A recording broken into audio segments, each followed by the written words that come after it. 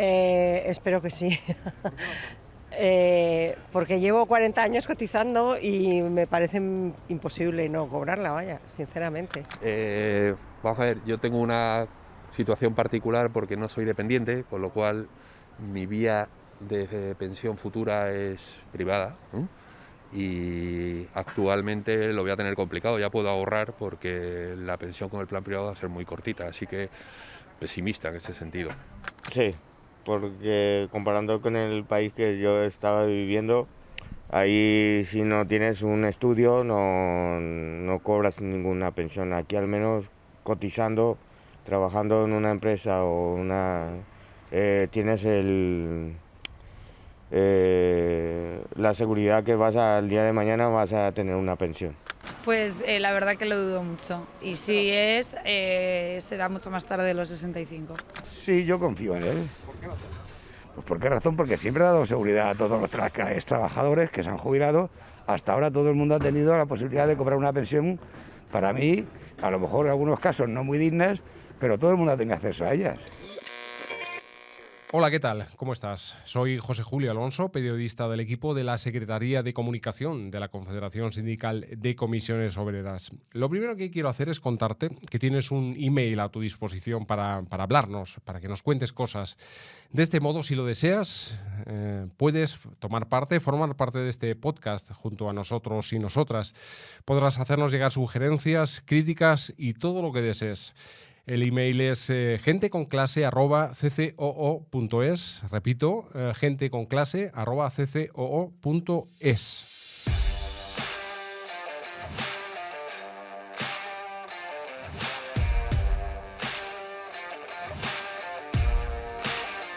Gente con Clase, el podcast de Comisiones Obreras. Iniciamos un número especial dedicado a las pensiones de todos y todas, o mejor dicho, al acuerdo al que han llegado los agentes sociales, sindicatos y patronal con el gobierno para cambiar el rumbo del sistema público de pensiones y cuyas mayúsculas nos hablan de un cambio de rumbo para suprimir los recortes de 2013. ¿Por qué decimos esto? Esto hay que justificarlo, no vale soltarlo así, ¿no?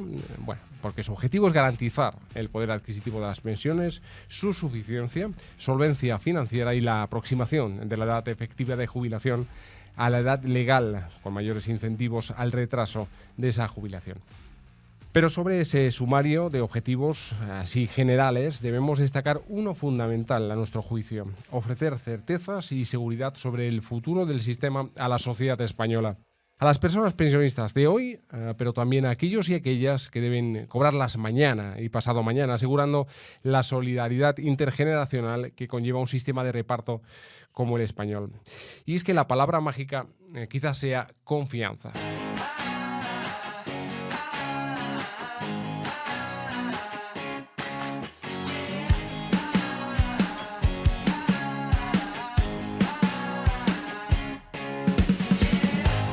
La reforma va a suprimir incondicionalmente dos de los aspectos más polémicos de las pensiones del cambio de las pensiones de 2013. El índice de revalorización, que limitaba su subida anual a 0,25%, y el llamado factor de sostenibilidad.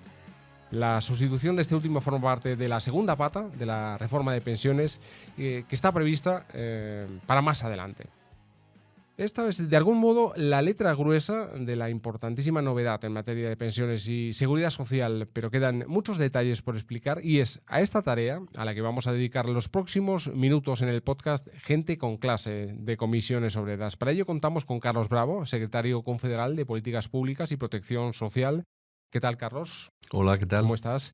Vamos a reclamar, si te parece, una primera valoración breve de este acuerdo. Nosotros hemos dado una pincelada, pero seguro que puedes hacerlo y darnos las claves.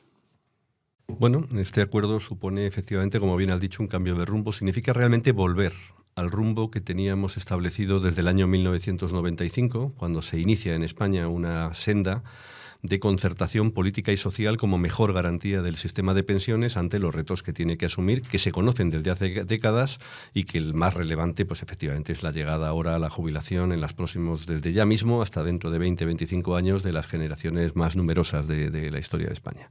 Esto es un reto, pero es un reto manejable, que se ha venido abordando desde 1995 hasta 2011 con sucesivos acuerdos políticos y sociales, y que en 2013 se rompe con un intento de cambiar el modelo de protección social de pensiones en nuestro país e ir a un modelo más anglosajón, es decir, un modelo de pensiones mínimas al que iríamos progresivamente y que luego cada uno pues intente complementarse las pensiones como pueda, el que pueda. Bueno, esto es lo que se corrige ahora, porque ese es un modelo que no garantiza una protección universal. Se corrige ahora volviendo de nuevo a la senda que habíamos establecido antes, y para ello lo que se toman son medidas muy relevantes que nos permiten efectivamente apostar por garantizar que vamos a dar pensiones comparables, o vamos a tener pensiones comparables las distintas generaciones, con independencia de su número, que es la clave o la base del pacto intergeneracional que está en el sistema de pensiones. Luego volvemos sobre algo que ya has dicho, porque las críticas vienen un poco, las críticas que ya han surgido, porque agoreros hay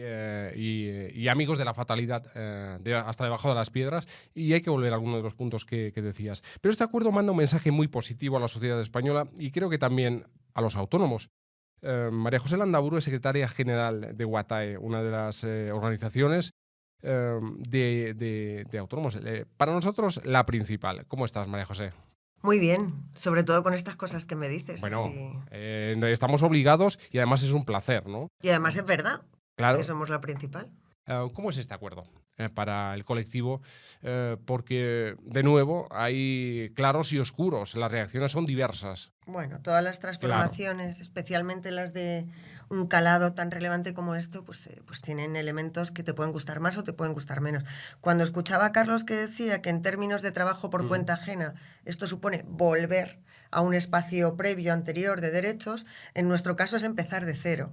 Nosotros tenemos un déficit histórico en términos de protección social que nos sitúa, a nosotros nos parece que fuera del estado del bienestar, porque no tenemos acceso a esos derechos constitucionales de protección universal, pública, obligatoria, que sea sostenible, contributiva, etcétera, etcétera.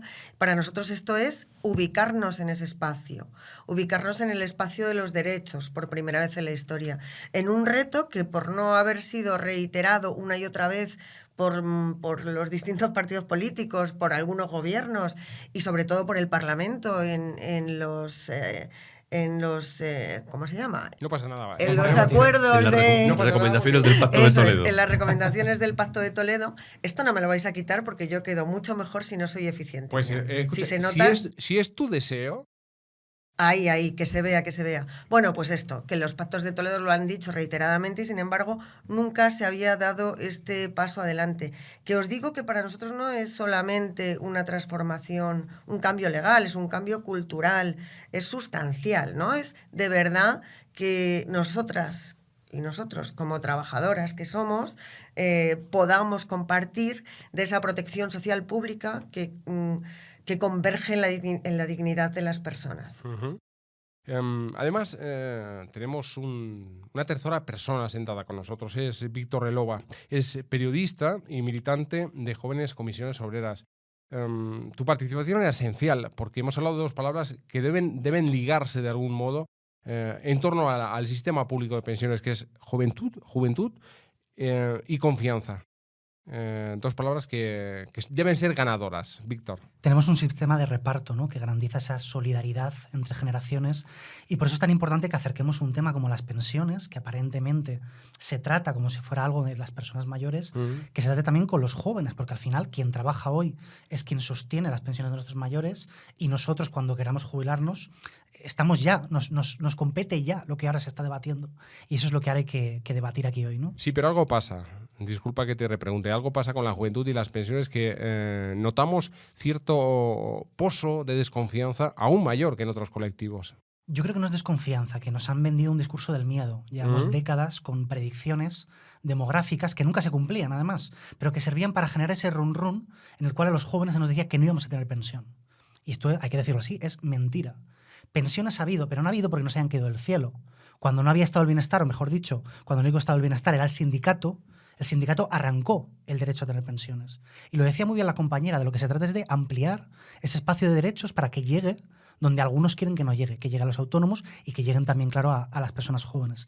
Y detrás de ese discurso del miedo lo que hay también es una voluntad de negocio. Lo decíamos ahí, lo que se quiere es complementar esas pensiones de miseria con que quien se pueda pagar esas pensiones de privadas. Y ahí hasta la propia patronal del sector dice que las rentabilidades son bajísimas, de apenas el 2%, y eso pues es muy mal negocio para la inmensa mayoría de la clase trabajadora. Pasamos de los recortes a la suma de derechos y hay una palabra que quería lanzarte ahora mismo, Carlos, que es, o una pregunta, mejor dicho, ¿cómo se inoculó esa desconfianza en la sociedad española? Ahí ha pasado algo, han pasado años y algunas cosas más. Ahora mismo entro, pero ha dicho Víctor una cosa que me parece muy relevante. El origen de la seguridad social es el mismo que el de los sindicatos. El origen remoto de estas instituciones son las sociedades de socorros mutuos que constituían los trabajadores en la primera revolución industrial para cubrirse ante protecciones que no tenían del sistema de protección por desempleo, por enfermedad o por lo que fuera. Por tanto, tenemos un origen común con la seguridad social y por eso tenemos un compromiso tan fuerte con el sistema de protección social y con el sistema de pensiones.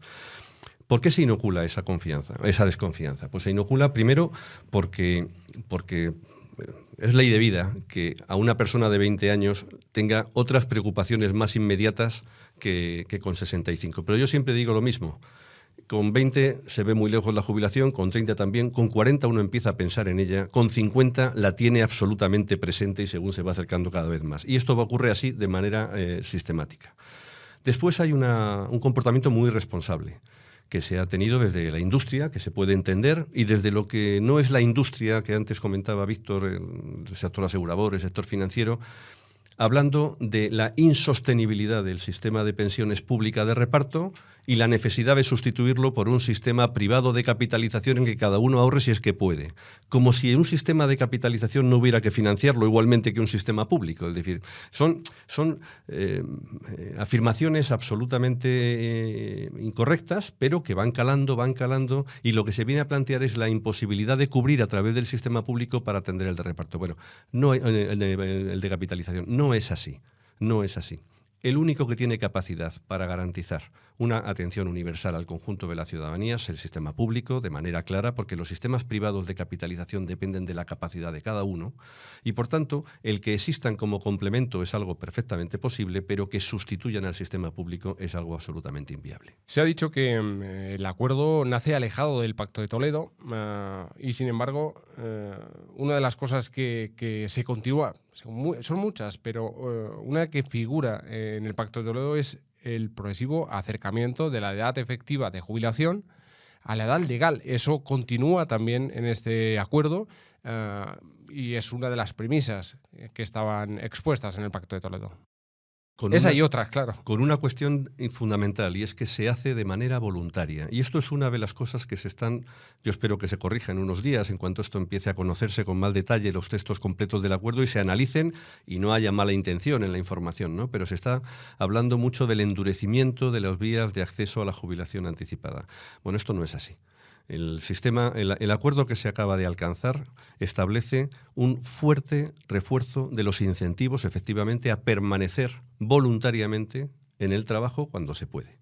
Pero a todas las personas que extinguen o que son expulsadas del mercado de trabajo van a poder acceder a la jubilación anticipada voluntaria en las mismas o mejores condiciones la mayoría de las veces que antes, y las personas que acceden a la jubilación anticipada voluntaria tienen un sistema de garantías y de refuerzo de coeficientes reductores también de la pensión futura, de la renta del resto de su vida, que le va a hacer que mucha gente decida efectivamente retrasar porque puede y porque quiere, pero no en ningún caso porque se aumenten las penalizaciones de una manera exagerada, como se está diciendo. No es esa la clave de este acuerdo. María José hablaba de nuevos derechos en referencia a las personas autónomas. Es que es un paso más este acuerdo en el reconocimiento de nuevos derechos, también de los autónomos, pero de todos los colectivos en general. En nuestro caso te decía que es sustancial, y en esto tengo que reconocer que el trabajo de Carlos y de comisiones ha sido fundamental, porque para nosotros no es tan importante cambiar el modelo de cotización, que sí, que lo es, porque es un sistema injusto, porque permite que quien más pueda contribuir al sistema no lo haga y quien no llegue tenga que hacerlo por narices. Pero no es solamente eso, lo básico es, y te lo decía antes, la protección. Se trata de que no tengamos que ser jubiladas pobres, ni tengamos que renunciar a ser madres o padres, ni tengamos que recurrir al chiste histórico de los autónomos no podemos quedarnos enfermos. Fijaros lo trascendente que es para nosotros, que vosotros habláis, por eso tú haces un ejercicio de reflexión de futuro en términos, yo soy joven, pero las pensiones, nosotros hablamos del mañana, hablamos de qué pasa con los chavales que están en sistemas de reparto y no pueden llegar a la cuota mínima y por tanto tienen una protección insuficiente, la gente que está fuera de encuadramiento y trabaja fuera de los márgenes del sistema, las personas que van a tener una enfermedad, etcétera, etcétera. De todo esto estamos hablando y es fundamental que la reforma se aborde desde el punto de vista de ir a un sistema que sea solidario y que sea sostenible en términos de contribución, pero especialmente que sea protector, suficientemente protector y equiparable desde luego al de los asalariados, porque nosotras nos sentimos trabajadoras y no somos ninguna otra cosa. Y ahí tenemos retos pendientes, ¿no? Porque tenemos déficits en cuanto a la protección de las contingencias profesionales, la formación, hay que diseñar un sistema adecuado, la prestación por cese de actividad, que se ha demostrado en el momento de la pandemia su trascendente efecto para, bueno, en términos de sociedad, no solamente para nosotras y nosotros, sino para que el escudo social acabe de ser completo. Y esos son los retos que tenemos que abordar en los próximos meses, espero, y lo haremos con firmeza. Pongo encima de la mesa el sesgo de género de este acuerdo. Ajá. Y he aprovechado... Muy bien, muy bien. Que creo que era el momento de abrir ese melón. ¿Qué nos encontramos? Cuando rascamos, ¿qué vemos detrás de esta cuestión?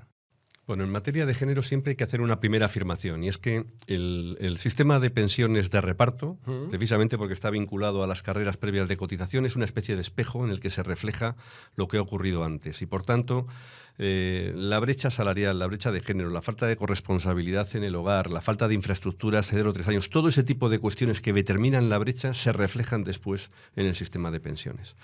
Lo que hemos hecho históricamente y seguimos haciendo en el sistema de pensiones es incorporar elementos correctores, pero sabiendo que son elementos correctores parciales, porque donde hay que actuar, que es fundamental, es donde se genera eso que es a lo largo de la vida personal, el familiar, corresponsabilidad y laboral, por supuesto. En este acuerdo hay 2 elementos que tienen impacto de género, 2 elementos que se vienen a sumar al reciente acuerdo para reducir la brecha de género en relación con el complemento que sustituye al de maternidad que diseñó el Partido Popular en 2016 y que va a mejorar esa prestación para 2/3 de las mujeres que cobren en el futuro ese nuevo complemento. Aquí hay 2. Uno es que por fin hay un compromiso que se tiene que desarrollar en los próximos 6 meses para equiparar las condiciones de acceso a la prestación de viudedad de las parejas de hecho a los matrimonios. Esto es abrimos esa puerta en 2006 y 14 años más tarde aparece el compromiso de la equiparación que tenemos que instrumentar en los próximos 6 meses. Y luego hay un compromiso que se cumple ahora, después de muchos intentos de remediarlo, que va a afectar ya a la parte final de las personas que están afectadas por ello, pero que es la equiparación del servicio social obligatorio femenino que las mujeres entre 17 y 35 años tenían que hacer durante la dictadura si querían trabajar, por ejemplo, y que no tenía el mismo tratamiento que el servicio militar masculino. Llevamos muchos años con esa reivindicación encima de la mesa. Ahora, por fin, se resuelve en la Ley General de Seguridad Social, ayudado por sentencias que ha habido en tribunales superiores de justicia y en el Tribunal Supremo, impulsadas muchas de ellas por demandas del sindicato, entre otros protagonistas, y que ahora se va a producir esa equiparación. Muy tarde, hay que decirlo también. Estamos hablando de que esta es una medida que se abolió, si no recuerdo mal, en el 78. Por tanto, estamos hablando de personas que tuvieron que hacer el servicio social antes y que van a llegar a la jubilación en los próximos años. Pero era una asignatura pendiente que ahora se corrige con ese efecto más limitado del que nos gustaría, pero del que todavía van a poder beneficiarse un buen número de mujeres. María José. Bueno, yo una reflexión general, y es que ya hace casi 10 años la Unión Europea nos dijo que el reto de la suficiencia de las pensiones estaba ligado al género, ¿no? y bueno, pues hemos avanzado muy poquito en estos ya casi 11 o 12 años, que era la proyección entre el 2010 y el 2050. Fijaros que a mí me llamaba muchísimo me llamaba la atención, me pone los pelos de punta cuando ves en los datos, ¿no? Porque por más que toques la realidad, cuando te dicen que solamente un 1% de las mujeres están en pensiones, no máximas, sino de las superiores, pues con esto te está diciendo ya cuáles somos, quiénes somos las parientes pobres y las más damnificadas de los sistemas de pensiones, no solo en España, pero quizás especialmente. Y ya en el caso de las mujeres autónomas, pues qué os voy a contar, ¿no? El mayor problema de participación de las mujeres en el empleo en este país está aquí, en el trabajo autónomo, donde tenemos 15 puntos de diferencia con respecto a los asalariados. A partir de ahí lo que queráis. O sea, os podría hablar de todo, de déficits en términos de participación en determinados sectores de actividad, de financiación pero que es, yo creo, lo que es más interesante a efectos de esta charla, de protección social. Nosotros sostenemos que buena parte del problema de que las mujeres no participen en el trabajo autónomo, bueno, el problema se llama patriarcado, pero esto es el marco global, ¿no? Ahí tiras por elevación, pero es que es exactamente así. Sí. Pero bueno, sí. Si vamos intentando, a desbrozar y a ver por dónde vamos, uno de los problemas esenciales para no participar en el trabajo autónomo es la ausencia de protección pública. Claro, si sabes que bajo tu responsabilidad están los cuidados, la maternidad, la compatibilización con otro montón de cosas y no tienes un sistema de protección suficiente, pues lógico es que no adoptes la decisión de llevarlo a efecto. Yo solo os diría en términos de pensiones, que es esto porque para nosotros esta transformación es mucho más, como os decía, es maternidad, son enfermedades profesionales, es todo. Pero en términos de pensiones, los autónomos tenemos pensiones que son un 40%, ahora creo que son un 37, los últimos datos, 37 y pico, inferiores en media a la media de los asalariados, pero las mujeres tenemos un 26% menor a la de los hombres. O sea, quiero deciros, prefiero la muerte, es la conclusión, ¿no? O sea, con esta pensión prefiero la muerte. Entre otras cosas, porque el periodo cotizado medio acreditado de las mujeres respecto a los hombres se sitúa entre 7 y 9 años menos. Claro, como porque tienes que interrumpir tu carrera para dedicarte a la política, a las labores de cuidados, a las labores de cuidados de los más jóvenes y de los más mayores. Vemos, por ejemplo, cómo las mujeres declaran que querrían tener más hijos de los que luego tienen, ¿no? Y ahí está la precariedad, sobre todo cuando somos jóvenes, que viven aún más las mujeres, ¿no? Cuando tenemos ese 30% de paro, cuando tenemos más de la mitad de la población joven en contratos temporales, claro, la gente acaba retrasando, ¿no? la edad de tener hijos. O no podemos ni irnos de casa, ¿no? Empieza por retrasar la emancipación. Claro, está ya a los 29 años. Que tiene un impacto económico tremendo, porque el que no se emancipa no construye un hogar, lo cual tiene un impacto enorme en el consumo y, por supuesto, en la decisión de tener hijos. Claro que sí. Y por eso incluso las mujeres tienen hijos de media después de los 30 años, que es una barbaridad en términos demográficos, pero que nos habla de esa precariedad.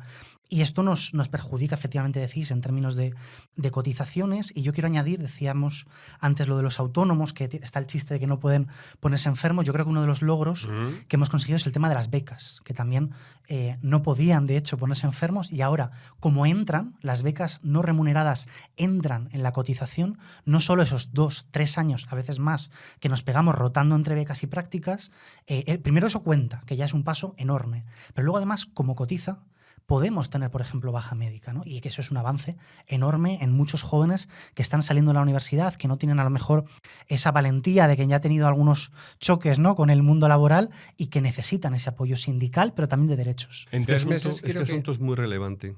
Hay 3 medidas en este acuerdo que tienen un impacto muy, muy fuerte para los jóvenes. Una la acaba de plantear Víctor, el asunto de becas no remuneradas, todo tipo de becas, formación profesional, universidades, en 3 meses tienen que cotizar a la Seguridad Social, lo cual hace que la gente que retrasa su incorporación al mercado de trabajo para formarse mejor recibe un reconocimiento en términos de cotización. Pero la derogación del factor de sostenibilidad, que muchas veces se habla del concepto y no se entiende cómo funciona, significa que el dejar de disminuir la pensión en función de lo que aumente la esperanza de vida de manera acumulada en el tiempo, a quien beneficia más es a la gente más joven.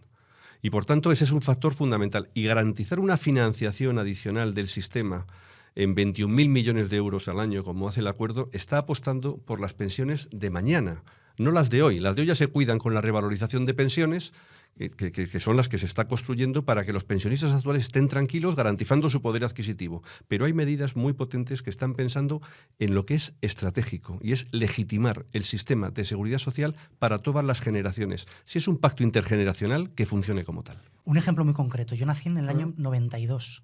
Según cálculos del sindicato de comisiones obreras, yo estaría perdiendo el 20% de mi cuantía inicial. Como le subimos inflación o según qué cosas, podríamos estar hablando de un 30 o un 40%. Es una absoluta barbaridad perder ese poder adquisitivo. Y la excusa es la esperanza de vida, como si fuera algo malo vivir más. Pero es que además el Centro de Estudios Demográficos de Barcelona es muy tajante y dice, es que no está aumentando en España la esperanza de vida libre de enfermedad.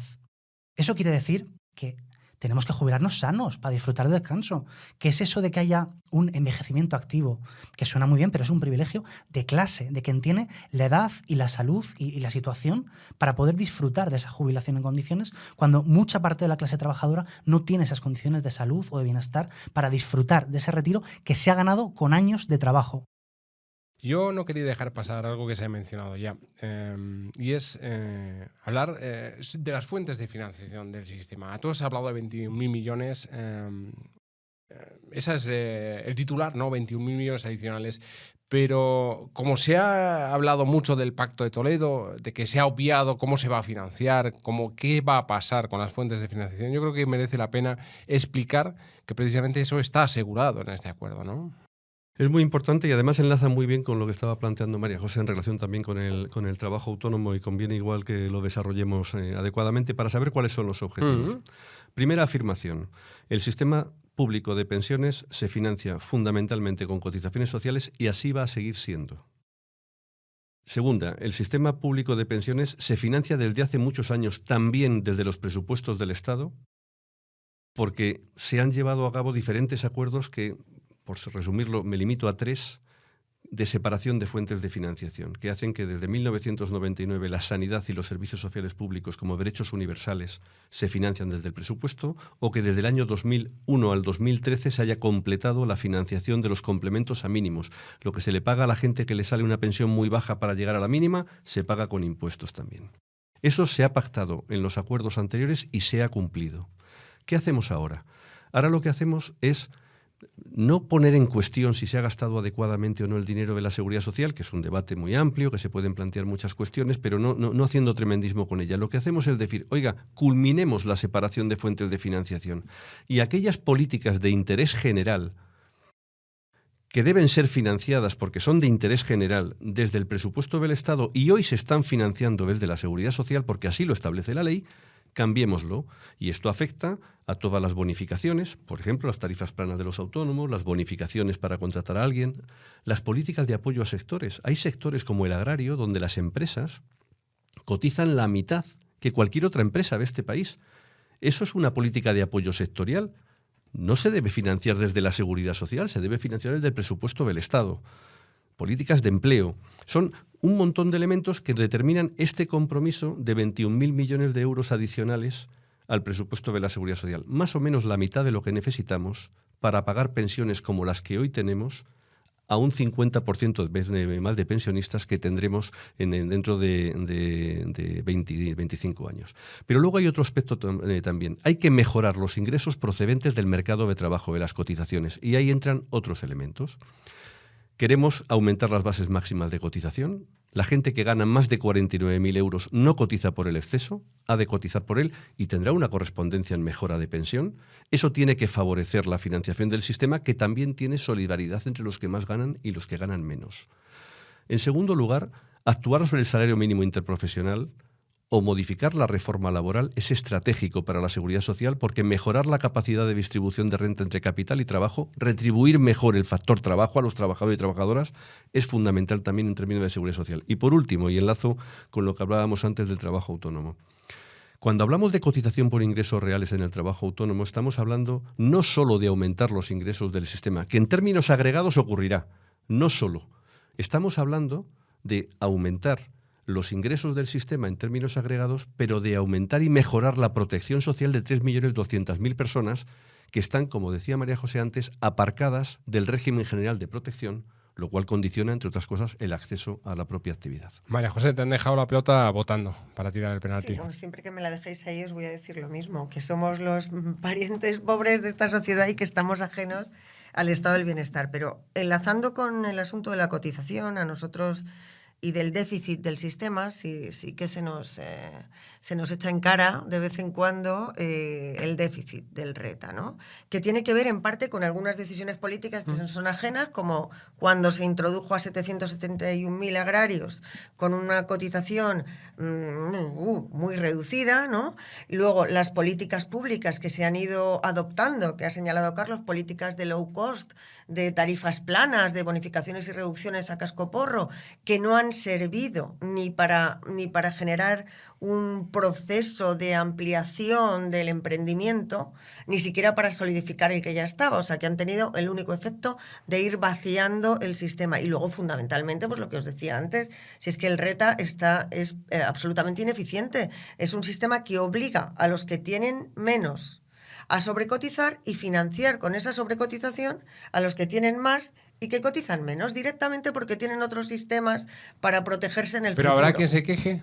Dentro del colectivo de autónomos pues claro, habrá quien se queje porque ya lo estamos escuchando. Pero mira, el objetivo es que todo el mundo, absolutamente todos, incluso los que han infracotizado y ahora van a cotizar a lo largo de un proceso transitorio y eterno en el tiempo, si no somos capaces de irlo reduciendo, pues incluso a esos que han estado por debajo de lo que han hecho, digamos que no se han adecuado a lo que hubiera sido mejor, lo primero para ellos, pero también para el sistema, pues incluso esos van a estar más protegidos. Y a partir de ahí, absolutamente todos. Y luego, según los cálculos de un estudio que hicimos nosotros en el 2016, a lo mejor, o 17 creo, digo, lo hizo UATAE, pero Carlos fue parte activa del desarrollo del estudio y Valeriano Gómez, nos daba un resultado similar a las proyecciones que ahora nos presenta el Ministerio, que es que 2 de cada 3 paguen lo mismo o igual. Vamos a ir apagando las luces, pero así casi entre tinieblas ya, entre claroscuros.